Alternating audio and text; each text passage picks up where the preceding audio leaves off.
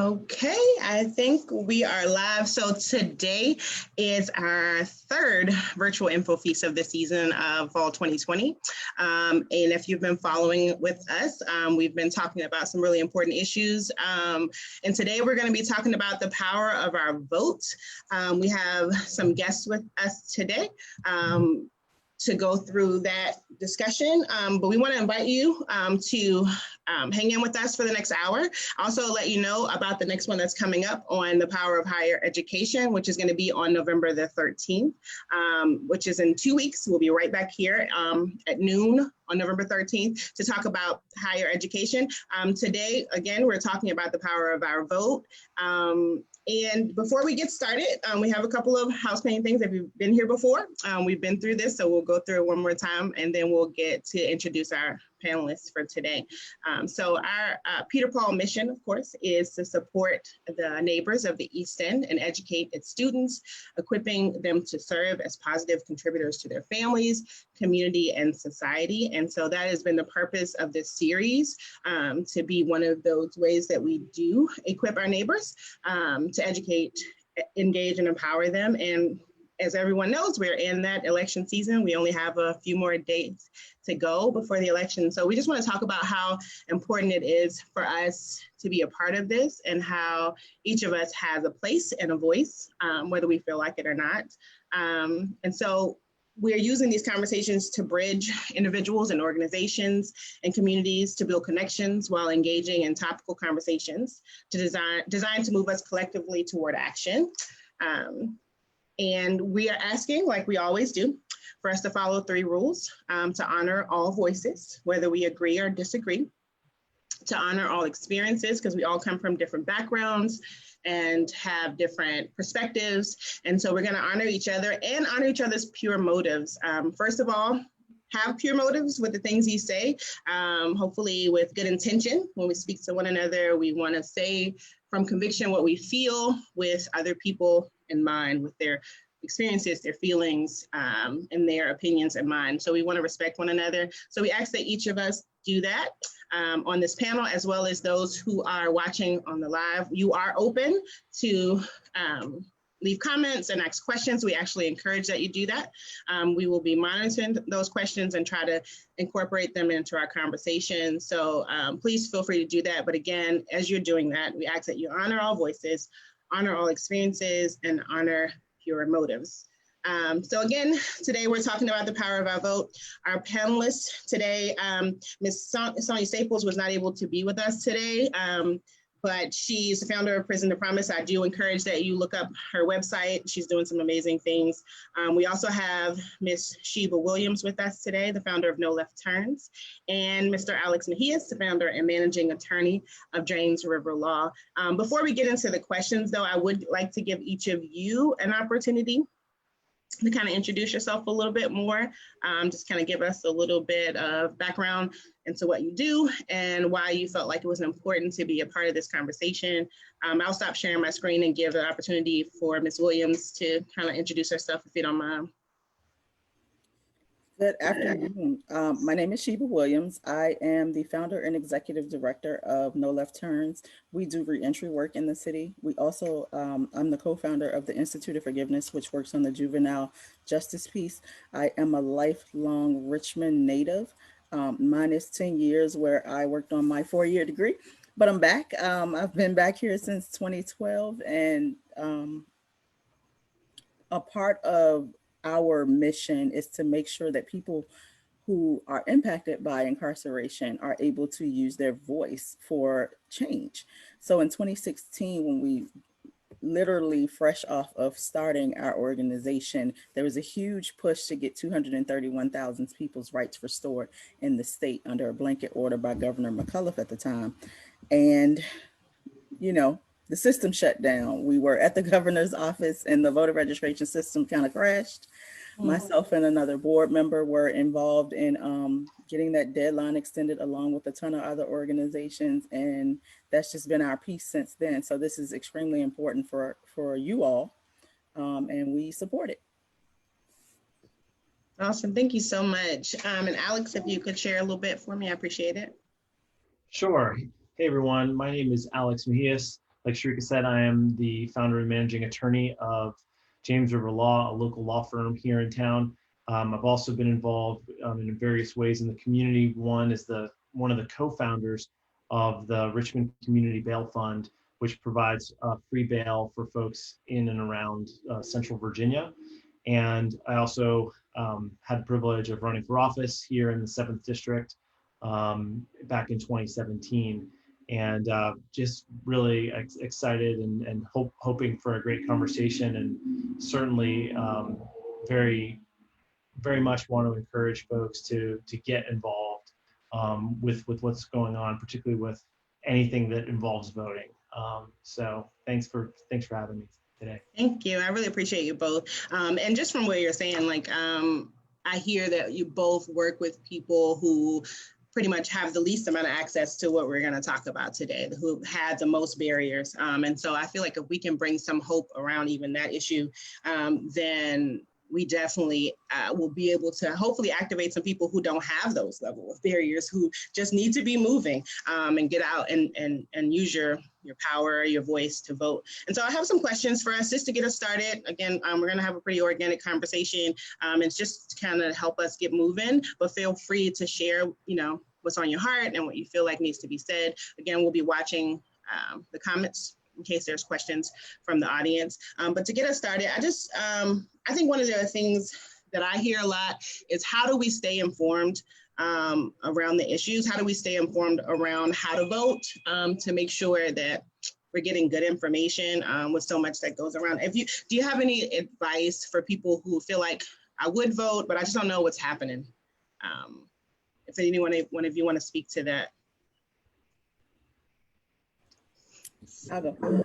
A big piece is knowing what your passion is, knowing what's going on specifically in your area, know who's running for office, and build a relationship with those people as they're running to give your issues to them, not just listening to their platforms.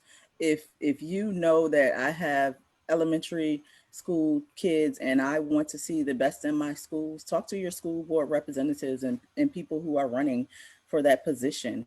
If you know that, hey, my tax assessment may increase and I want to make sure that I'm not paying crazy amounts in taxes, talk to your city council people and know who's running. Know what the difference is in their platforms as they're running. Sometimes it's just a matter of reaching out to that person and saying, hey, this is what I care about in my community. But definitely being proactive. Things change, people change. Even when they say, hey, we're going to do X, Y, and Z, you have to know what the power of each person's position is when you're thinking about what you want for your community. So, to keep it simple, just make sure that your issues are addressed to the right person and follow that. Make sure that they're following through with what they say they're doing. And if not, be prepared to vote them out. Yeah, I totally agree with everything that Shiva said. And, here in Virginia, we have elections every single year. So the machinations of politics in Virginia sort of never stop. There's basically always an election happening in Virginia. So there are a lot of different opportunities, but it also can be confusing because we have school board members and city council members and delegates and senators. You have at least 5 different representatives that, represent you at the state and then at the federal level. And so there's just a lot to kind of keep up with. So that can be challenging. But Sheba said, identifying the issues that you're passionate about, and then understanding which level of government affects that issue the most, I think is one way to do it. And just for me, by way of personal example, criminal justice reform is really what animates my involvement, both politically and in the community. And a lot of that happens at the General Assembly level, the state level, because they write all of the laws and they control things like the statutory minimum felony threshold. So in Virginia, for many years, it was $200. If you stole something that was worth over $200, which could be literally a tire, that was automatically a felony in Virginia. And that was something that a lot of different people wanted to advocate for. And as when our General Assembly flipped blue, that number started increasing. And all of a sudden you had a whole category of people who now were not automatically being labeled a felon. And a felony in Virginia, I think the last time I saw, carries maybe 1,000, almost 1,000 collateral consequences. So understanding where those decisions happen is really important. If you're passionate about education, obviously the school board is a place to start and to really focus your time and energy, but city council also sets the budget. So, but then there are certain state level things. So they all work together, and it can be a little bit daunting. But I agree with starting with the things that you're passionate about, because there are so many different issues that happen both on the local and the state level that it can be hard to keep track of everything if you're going to care about every single thing. And I think it's important to care about as many things as you can, but also recognize that we're limited, and be able to kind of find those places where you personally derive energy and passion, and then really lean into those places. Yeah, and it sounds like it's more of a proactive take on it. I feel like a lot of times personally, I've been here, you're waiting for them to tell you on the news when to vote, and they give you maybe one or two options. But if you're engaged throughout the year around certain things that you're actually passionate about, you see that there's a lot more people who are actually involved, more people to vote for. Most people don't know those smaller ballots. Most people are not even thinking about those things. How do people get that information? I mean, is that something that people are having to dig for? Yeah, one idea on that front, Sharika, is just as somebody who's run a political campaign before, our campaigns have access to voter data. They don't know who you voted for, but they know that you voted. So the more you actually go out and vote, the more you will naturally be targeted by political campaigns, and which naturally brings information your way. So candidates will come to if you vote in every election, you are much more likely for a candidate to come and knock on your door, or someone from that campaign to come knock on your door. And really that's, the primary and the November elections, and then any special elections. And if you just build up that track record of voting, you're naturally just going to attract way more attention. And so something that folks don't realize is that, there's not only the November election, but there's also a primary that happens usually every May or June. And so if you vote in both of those, that's one way to sort of, or like I said, organically get that information. The other way is by getting involved with a political party or with some of the different organizations that are, lobbying or doing something like that. And it's pretty easy, the local, I don't know anything about the Republican committees, but I know on the Democratic side, those are open and public meetings that anybody can go to. They happen the first Thursday of every month. And so that's one way. Even if you don't join the party, you can still go and listen, hear what they're talking about. All the candidates always show up at those meetings, and a lot of the politicians always show up at those meetings as well. So that's another way. But just by getting out there and exercising your vote, I think is probably the best place to start. That's awesome. Thank you. Did you want to speak to that? I forgot what I was going to say. Tell me the question again. No, just talking about, how people do stay engaged, throughout the year, and how important that is. Yeah. I was thinking about something else, but definitely talking to people who are in office throughout the year, send an email and saying, hey, these are my issues, because sometimes as they're creating their platforms and they have these, general sessions around the state, they listen to those people who reach out to them all the time.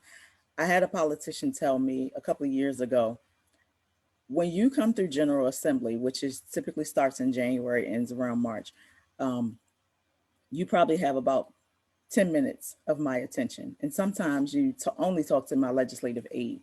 But if you call me in office when it's off General Assembly time, you have more time and more attention from me.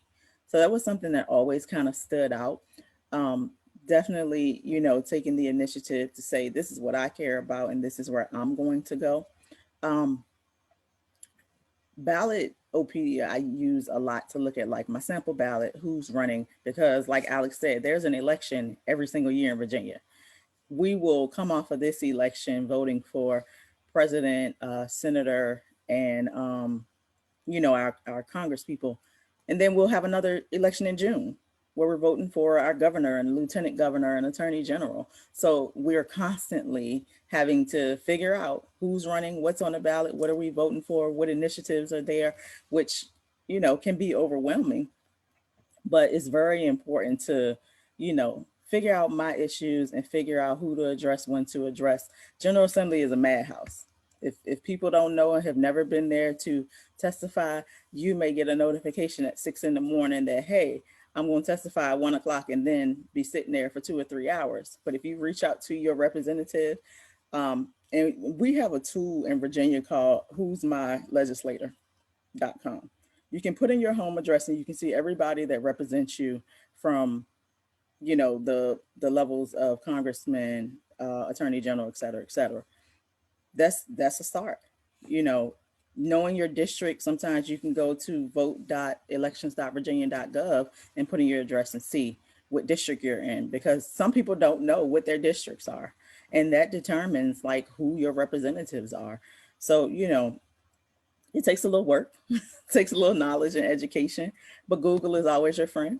You can type in who's my legislator, or who's my representative, and it'll take you to some tools to get what you need. So a ton of people are working on making sure that people are more informed, especially throughout the year when it's not General Assembly time, when it's not election time, because clearly we have everybody's ear when it's close to election time, right? But how many of them are telling us what we want to hear, Yeah. or engaging us on what we really care about? So that's just a little piece to give to people. Yeah, and I mean, I appreciate that. That's helpful. I wonder, like, I keep hearing it's a lot of work and it's overwhelming, and I know people feel that overwhelm. And I wonder what we say to the person who says, does it even matter? Does my voice matter? Why should I care? Like, I go through all of this. I do all of this work.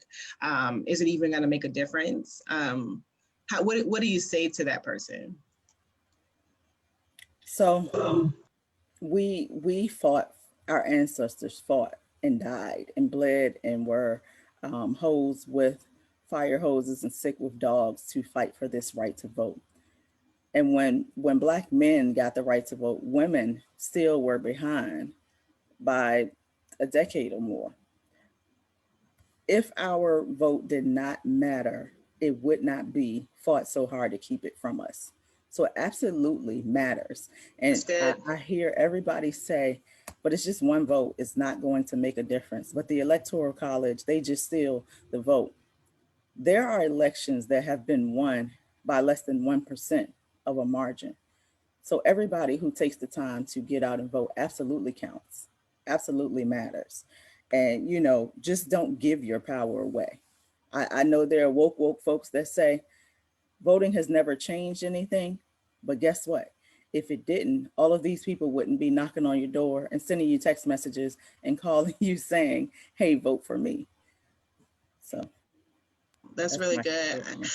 That's really good. And I mean, that don't give your power away. I mean, that really resonates with me. I feel like even if someone could say it doesn't matter, even if there was proof that it didn't matter, that we don't just want to give up in that way, especially when you think about people who fought for the right for us to vote, to just say, well, oh, well, if anybody could have thought that, they could have thought that. That would have been a time to feel like it didn't matter. And I feel like we have a lot more opportunity and more voice now than they did. And then we do need to honor that. So that's really good. I appreciate that. Did you want to speak to that, Alex? Yeah, I mean, every vote counts. I mean, in 2017, there was a race in Virginia in the Tidewater area that was tied. There was a tied race, and they literally flipped this is crazy, but in Virginia, you flip a coin. and the Republican won. The incumbent Republican won on a coin toss. Look it up. It happens. So it really, you can't take any election for granted, particularly if you live in an area where, where it could go either way between candidates. Not only that, but there have been, and I'm trying to find this right now, and the Virginia Public Access Project, vpap.org, is throwing an error on the one page that I need. But here in the 7th, our delegate was elected first in a special primary in which I think less than 1,000 votes were cast. I mean, it was just, you'd be surprised at some of these races, particularly at the local level, where there just aren't that many votes. And so, don't underestimate the power of your vote, and beyond even, all this. I totally resonate with everything that Sheba said. That the right to vote is such a precious thing. To not exercise it is really sad to me. But no, your vote matters. Your vote counts. It's really important. And you never want to be part of an election where it was that close and it came down to it, and that one person who stayed home in that district, could have been the deciding vote. Yeah, please, it matters. Every vote counts. Yeah, and I think about that, we're talking about people getting felonies for the smallest thing, and then people lose their right to vote based on felony convictions. And I've talked to a lot of people who, have done their time, years past their time, and wish they could vote. And so one, that speaks to two things. One, like what it means for a person who may take that for granted, who's never had to go through that and takes that for granted. But also, what do we say to those people? Like, how does their voice count? How do we encourage people who feel like maybe there's just nothing I can do anymore to be a part of the process? So the most important thing to know is you can be involved. Virginia has a process that allows a person who has been convicted and met all terms of incarceration and probation and parole to apply to the governor's office to have their rights reinstated. It typically takes about 2 weeks to submit a quick application, and to say how far we've come, it used to be like a 30-page application that took months to get a response back. So turnaround time has typically been about 2 weeks. Once you get your voting rights back, your civil rights back, it gives you the power to not only vote, but serve on a jury, to be a notary public, and to run for office. So don't just vote, run, get involved, engage, serve on juries to make sure that sentencing is fair and impartial, and it truly is a jury of your peers.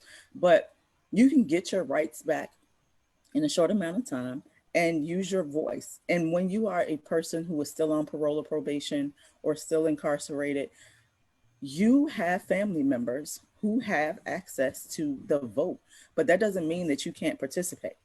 I myself am a person who was directly impacted by a conviction. And before I got my rights back, I was on campaigning and knocking on doors and distributing information about people who were running in different areas. Getting people the information, because I know how challenging it is, was something that I could do without having my voting rights back. Now, since I got my voting rights back in 2013, I vote in every election. I don't care if it's Daffy Duck on the ballot. I'm going to vote and say who I want to be there.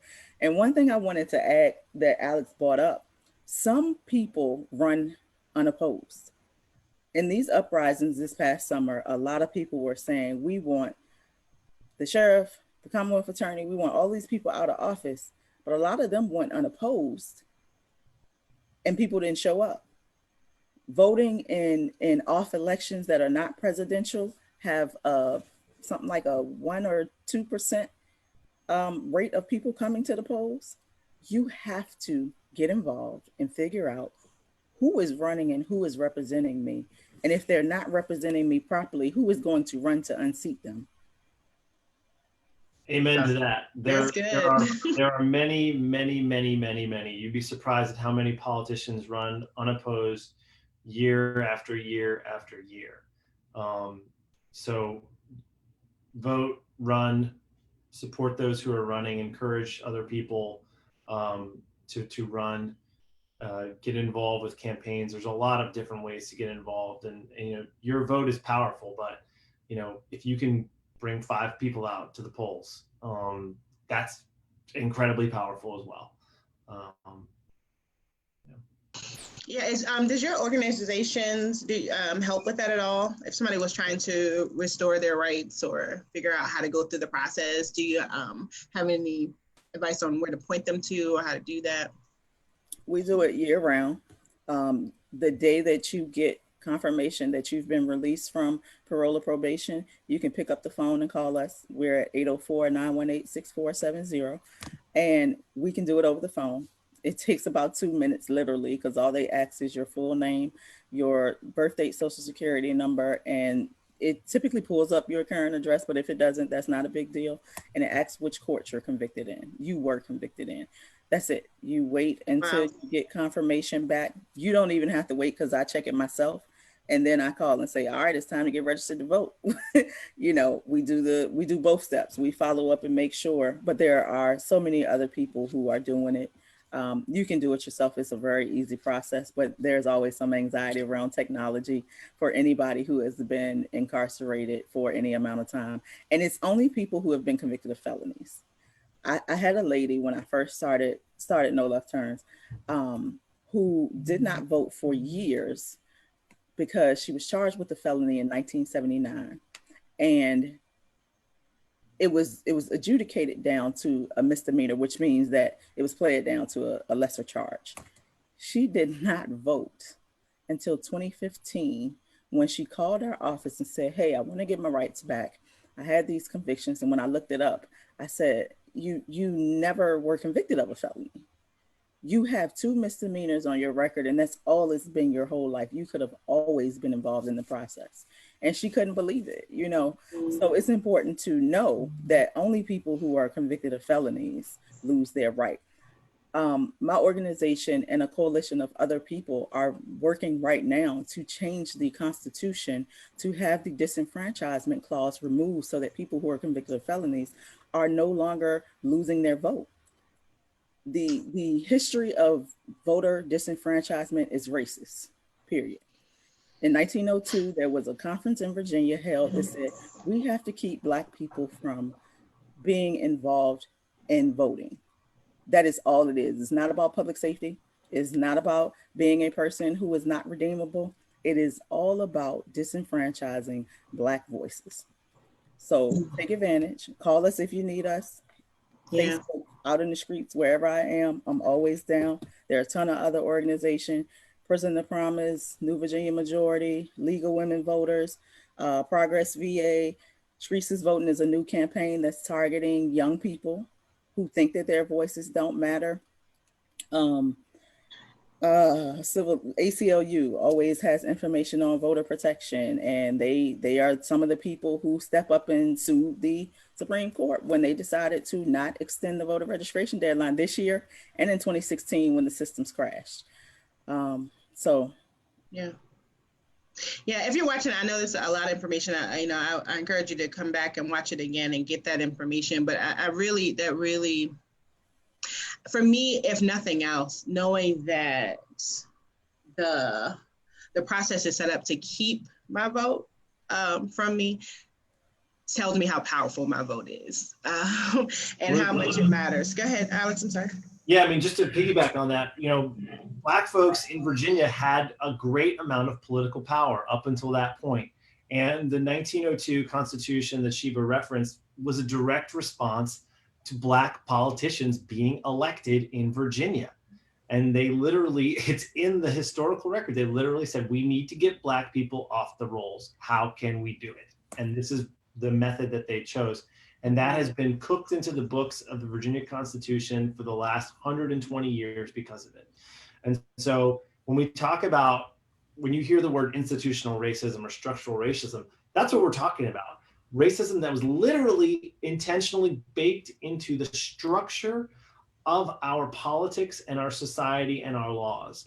And so, yeah, absolutely, Sharika, you're right. Your vote has been under attack for the last 100+ years here in Virginia, and so it is a powerful thing. It is a very powerful thing, and we need to work for structural change. And that's exactly why I'm passionate about the General Assembly, because that's the place where we get these structures changed, where we can get the Constitution amended so that that's taken out, or we can address some of the other criminal justice issues that have the same, come from the same history, some of the land use issues that have some of the same history. So glad that Shiva brought that up, because that is hugely important when we talk about this. And yeah, I mean, it's amazing. be informed about that. Look into the history of why, you know, of where did felony disenfranchisement come from? Where was that idea born? If you all are visual learners, in partnership with our organization and a ton of other people, the Richmond Public Library's website has a history. Like, we put together a whole visual display, and it has articles from that 1902 Constitution that let you read what people were saying about Black people voting and about Black people being in office and how they would disenfranchise us. It shows the ballot box and things about poll taxes and different things like that. So if you're not a reader, because some people aren't, and you're a visual learner, just go to Richmond Public Library's website and click on that suppress my vote. It's called Block My Vote, suppressed. And, you know, we'll be, so to change the Constitution, it's a 3-year process. So we'll be on top of this for at minimum 3 years. So definitely, if you're a visual learner, that is a tool that will let you see just how they think about our votes. Yeah, it just feels like, you know, we have to make a decision not to agree with the system that tells us we're powerless. We can't allow that to be internalized and decide that there's nothing we can do, because the very process it takes to change it is the process that we're telling ourselves doesn't matter. And so we have to, and I'm really inspired by the both of you, the fact that you're like, I mean, these are people's personal time. You're taking your personal life and making a change for a community. I think that's what has to change for us. It does affect us personally, but we have to think collectively. As a people, as a state, as a country, we have to think together in order to see change happen. And so it may feel really small when you make one vote, but it matters in the grand scheme of things when we work together. Yeah, that's really powerful. So do you think there's like civic associations that people can, like, when you think collectively, you know, like you're saying, it's easier for someone to call you and say, help me walk through this process, even though they could do it on their own. Like, what are some things that people can do to kind of stay connected with each other? Something about being in community does help people push, I think, into doing things. Do you have any ideas or advice about that? So I'm on the mayor's task force for reimagining public safety, and we've been talking to civic association leaders and presidents in listening sessions over the past week or two. And what I notice is in some communities, mostly I live in, you know, I'm from the East End, been in East End my whole life. We don't have civic associations. So put together neighborhood teams, do Zoom meetings. This is the perfect time to initiate a virtual meeting to talk about what issues matter to us. Do I need a street light on my street? Do I need the streets paved because potholes send my car airborne going down Jenny Shear Road? Do I need to get together with a group of people and say, hey, I'm one person, but here's 12 people who say this needs to change because I don't feel like I'm being listened to by my representative. You know, it may take some work, but get people together who care about community. If you center everything in love and community, you can make an impactful change to say, these are our demands. This is what we want. Because guess what? Those civic associations, they don't have the same issues as us because they get together collectively to say, this is what I want to see in my neighborhood. This is what I want to see in my schools. This is what I want to see. You know, and we're not just one person. We're a collective of people who vote in every election, and people listen to them. Yeah, it sounds like it takes initiative. And yeah, I mean, that sometimes people, when they feel powerless, it's hard to have that level of initiative, especially if you have to be the person that gathers. It's easy to come, you know, if somebody's starting a thing, it's like, oh, what's Sheba doing? Oh, what's Alex doing? Let me go see about it. But being the person who starts the thing takes a lot of initiative, and it takes a lot to care about this stuff, to push yourself out there and set yourself up for what could be disappointment. Because I mean, things don't just come easy. If they did, we wouldn't be where we are. So anyway, I feel like, you know, we just have to encourage each other in that our voices do matter, and that we do need to like push ourselves. And whenever we push ourselves past what we thought we could do, we realize we could do more than, you know, each time we can do more than we ever thought we could do. So that means a lot. Yeah, sure, can I add one more thing? Yeah, please. A lot of times, your local politicians will have like community meetings as well. That's another good place. I know that here in the East End, Cynthia Newbill has those meetings, I think every month or two, and that can be a good place to kind of make your voice heard as well. So, you know, just keeping an eye out for those events. Sadly, a lot of those like political, you know, politician events happen kind of closer towards elections. But you know, every once in a while they'll do, you know, town hall meetings and just, you know, trying to be there for that. Also, city council and the school board meet every first Monday of the month. I believe, I think that's right. But those are also public meetings. So there really are, and you can ask to speak at them. And actually now with coronavirus, the school board and city council meetings happen virtually, so you don't even need to leave your house. You just need to send a request to speak, and you will be recognized, and you'll get 2 minutes to share. You know, you have every month you have a shot at having a chance to listen in on what's going on, and also to make your voice heard. So besides, you know, some of the neighborhood associations and stuff that Chico was talking about, you can just go directly to the source and find those links. They're on the City of Richmond website. So that's another good way to kind of get plugged in, where you can just be sitting in your living room and listen to the school board meeting or the city council meeting. And this might sound trivial, but like, can you find these things on social media? Like, do they have like pages you can follow to find out what stuff is happening? I don't know. It feels more accessible for people. Yeah, I'm sure that like some of the folks have like Facebook pages where they post links to the meetings, the city council school board meetings. You might have to kind of run down the list of the different city council members and school board members to find out, you know, just to check their different social feeds to see which one is posting it. But there's only 9 of each, so it shouldn't take too long. Probably with 10 minutes of investigation on Facebook, you could probably figure it out. That's awesome. And, Richmond City Council has, well, not Richmond City Council, Richmond City has a Facebook page. They live stream a lot of their recordings. City Council oftentimes and school board oftentimes are streamed live. But if you go to the Richmond City website, and they're redoing their website as we kind of speak, because the old one clearly was cumbersome and hard to navigate and hard to find information, to make it more user-friendly. But if you just search for city council meetings or school board meetings, it will pull up the calendar of all the events. And if you want to sign up to speak, you have to do so by 10 a.m. They're really strict about that on the day of the meeting. But, sometimes you can just listen in. You'd be surprised at what you learn about what's going on in your neighborhood. Even things like, what projects are coming, what's going to be developed, what are they going to do with certain lots? Are they going to turn it into housing? Are we going to use that for a parking lot? Being involved requires some work, but being empowered comes from taking the initiative to do that work. That's good.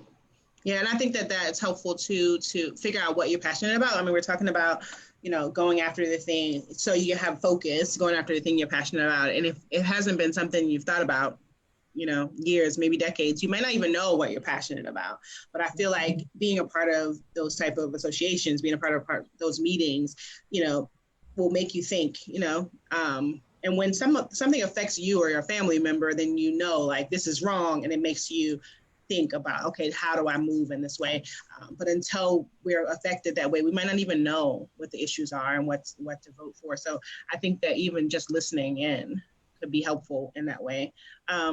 So yeah, as you're thinking about that, like, so do you have any, we're going to be wrapping up soon because we want to be done by 1 o'clock. But as we're thinking about those things, like if you were talking to somebody right now who is just like, yeah, I hear you. I hear everything you're saying, but you know, I just don't even know if I'm going to push through that. I mean, even personally, what makes you be that person who's doing all of this? I mean, I'm seeing you like these things have become organizations for you, but this is your personal time. This is your family time that you're sacrificing to be a part of something that changes the laws and the society for all of us. And so I'm, first of all, grateful for the work that you guys are doing, but what do we say to the audience who's watching, who says, that's great, but I don't know, how I can be.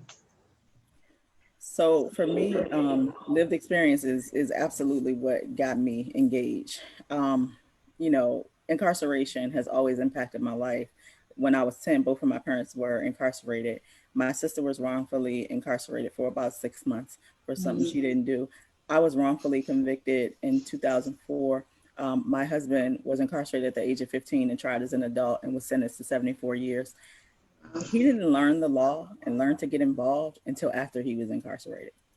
Now he was running the streets and out here doing crazy stuff, but he didn't take the time to know what would happen to him if he kept going on this path until after it was too late.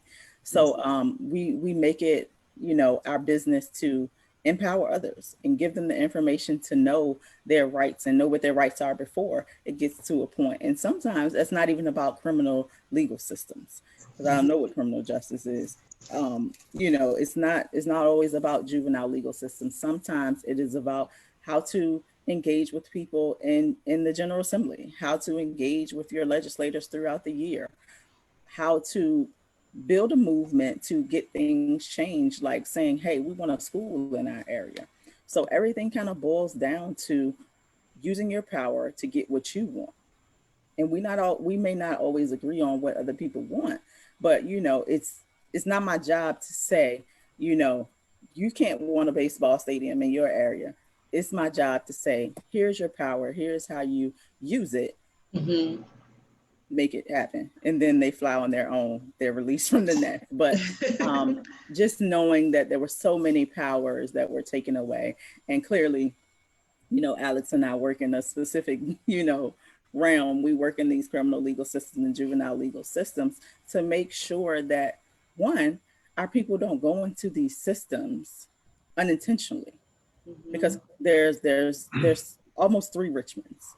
You can start with getting pulled over and getting searched illegally because you asked an officer, what am I being pulled for?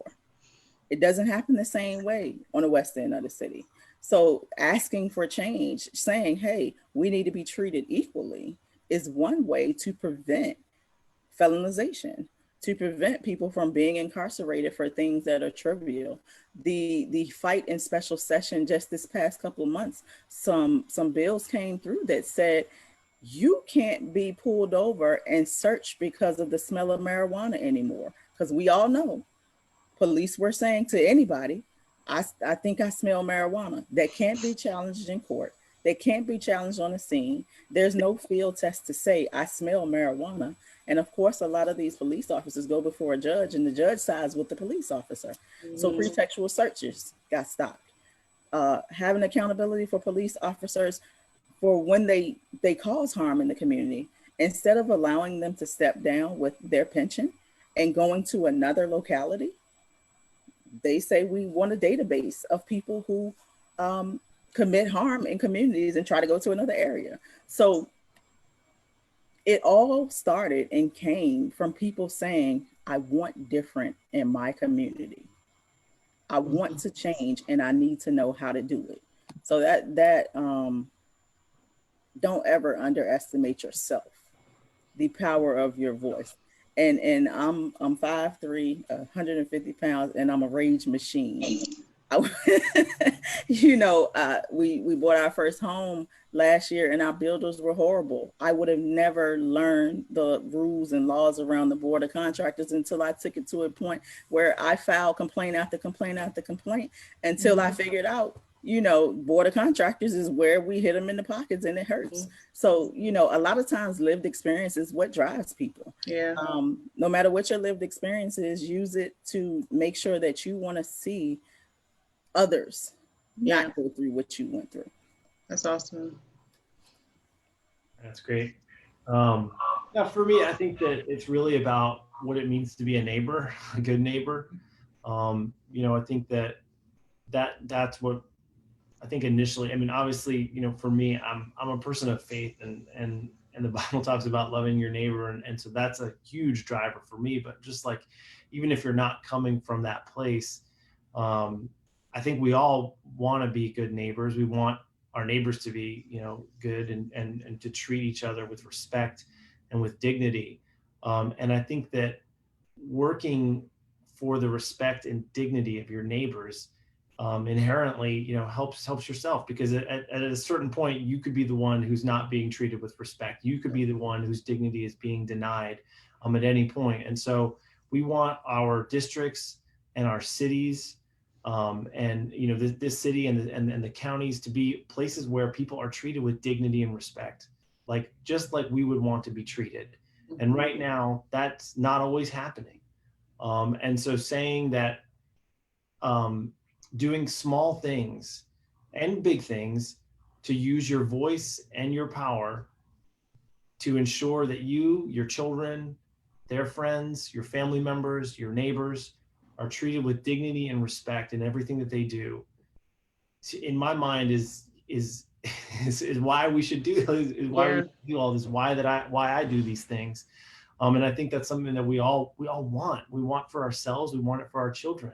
Think about your kids being treated in a certain way. Think about your kids going to a school that is breaking down, where the kids are being automatically just handed over to the police for regular discipline stuff that you probably did when you were a kid. Yeah. So that to me is what animates this, is being a person who honors others and who works for everyone's dignity and respect.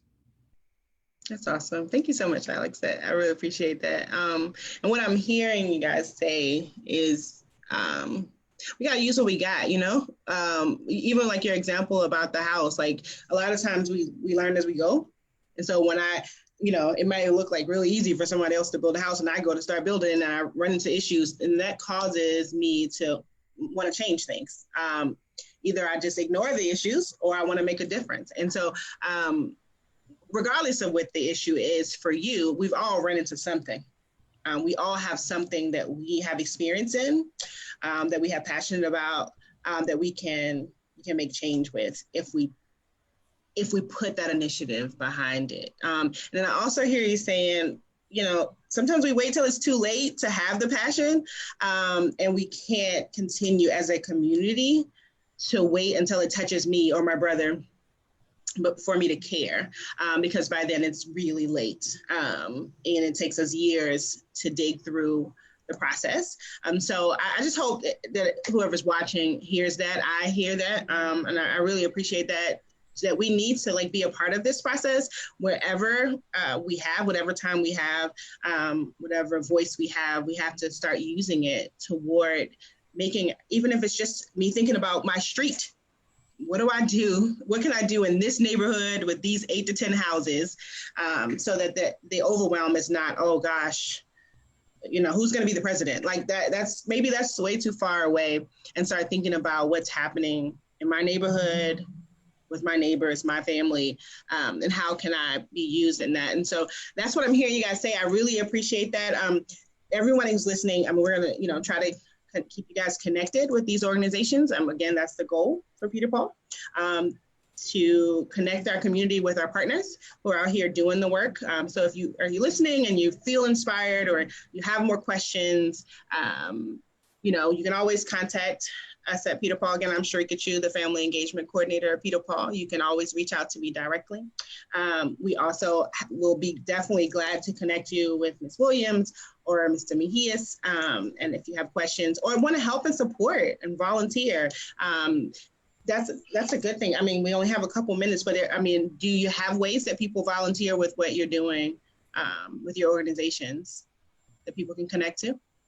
So we clearly are virtual with everything now. Mm-hmm. But if you want to teach somebody how to use a phone, you can record a video teaching them how to use an Android or iPhone or tablet or different devices. You can make calls to housing managers or employers to introduce our services and explain to them why it's important to hire people who are just being released. We're compiling a list of partners so that when people are released from incarceration, they have options. And it's not just like we're searching for something new. So that's a big thing. We do clothing, we do jail support. Guess what? Alex is our partner. Awesome. So when people are released from jail on pretrial, and this is new for us because we were only working with DOC and people who had already been convicted, but it's important to give the resources to people who have been incarcerated for sometimes just not having the resources prior to that moment. Sometimes it takes keeping them afloat to make sure that they don't go back into that system. So clothing, we're doing a big thing now with underclothes, socks, t-shirts that are new because a lot of people donate work clothes, work shoes, and things like that. But nobody can donate used undergarments and things like that. So that's a big thing. Just getting involved and doing thank you cards for orders is a big thing. Awesome. I'm muted. But yeah, needs change as always, but sometimes without even coming to our organization, checking on your neighbor and making sure that they have the resources they need so they don't go into a fight or flight mode where they have to commit a crime, or checking on that kid to say, hey, let me help you with homework so you don't go to school and get frustrated and it end up being a criminalized issue instead of getting the support, right? Social workers are not abound in our public schools, unfortunately. We have SROs. Yeah. We don't have a lot of people who can triage things before it gets to a point where it's criminalized. So like Alex said, be a better neighbor. Yeah. That doesn't just come into our organization, that comes into community. Yeah, just everyday life. You know, that's what we're all about. So it's awesome. I want to, whoop. What's it mean? I'm on Sheba's website, so sorry. Oh, nice. I want to encourage everyone to donate to No Left Turns. It's an incredible organization. Sheba's been doing this for years and years when nobody was watching, putting her own resources, and Sheba would never say this, but she puts her money where her mouth is. Please support Sheba and the work that she's doing. She is sort of a lifeline for people coming out of prison and incarceration. And it's a group of people that there's a huge need and not a lot of support. So please, please, please donate to No Left Turns, noleftturns.org. Yeah, please type in the chat if you would. Your contact information, I would appreciate that. And we'll make sure it gets onto the comments for Facebook. So when people come back and watch the replay, they have that information. Yep.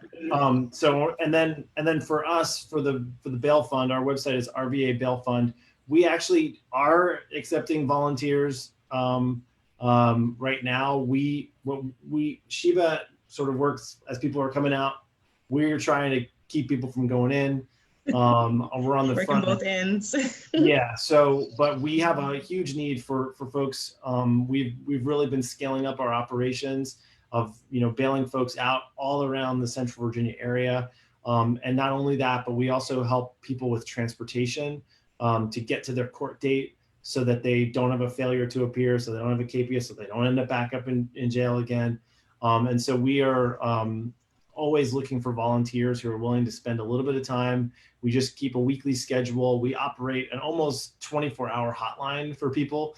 So even if you just want to help with the hotline or give a ride here and there, or if you want to get more involved with the bail fund, please just visit rvabailfund.org, and you can sign up to volunteer there as well. Awesome. Thank you so much. I'm really inspired by the both of you. I really appreciate that so much. I've also put my email address in to the comments here. If you're watching live, you email me and let me know you were here, we will definitely put you into the raffle. We still have one more raffle for the $50 gift card for participating with us. We hope that you continue to connect in this way and that you reach out to these organizations. Also, we'll be back again in 2 weeks, and we'll be talking about the power of higher education, also talking about workforce certifications, how we can move from our station in life to the next point. And again, all of these things are going to take some level of initiative, but we're trying to be here as a community for each other, to help each other push through to do those things. And so please come back and meet with us next in 2 weeks, 2 Fridays from today, November 13th at noon. We'll be back on Facebook Live talking about that. Again, thank you so much, Sheba. Thank you, Alex. I really appreciate it. It was a great conversation. I learned a lot, and I do plan to be a lot more involved than I've been. Just hearing about the smaller things that can be done along the way is really important. And so I hope we all walk away with that. So thank you so much. And you guys have a great weekend. Thank you. Thanks.